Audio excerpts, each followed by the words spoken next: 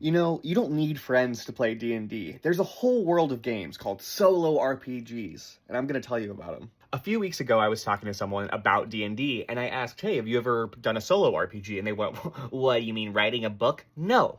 I mean, there are several kinds of solo RPGs. There are solo journaling RPGs, which are a lot of writing based on prompts, but then there are dungeon crawling RPGs where you go procedurally room to room, killing things, fighting things, looting stuff, and you can literally play D&D by yourself. If you're like, oh man, I would really like to write, check out my last video on Thousand Year Old Vampire. It's a journaling game where you chronicle the moments of a vampire's life over 1,000 years. It's really cool, but it's a lot of writing. If you want to do something that's closer to D&D, where you're like fighting stuff and looting things, check out NoteQuest. Super easy, accessible, free entry point.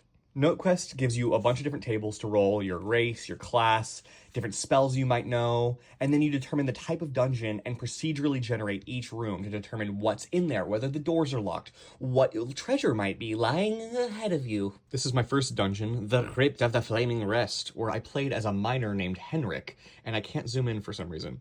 You start up here, and you move, and you determine, like, okay, the first room I'm in, how many doors does it have? I'm gonna go through a door. Is the door locked? No. Okay. You go into the room. Oh, I roll on the table. This room's got a bunch of unlit candles in it and a ton of bats, which I killed.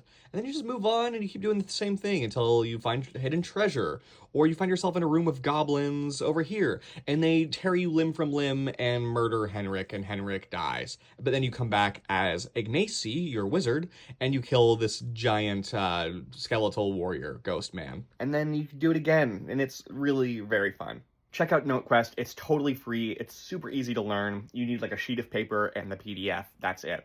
If you're like, wow, that was cool and that's fun, but I want something with more meat to it, check out 2D6 Dungeon. I'm going to make a video on that next, but it's basically NoteQuest with just a lot more meat. If you're like, oh man, I thought you were going to teach me how to play D&D. What is this? What is this?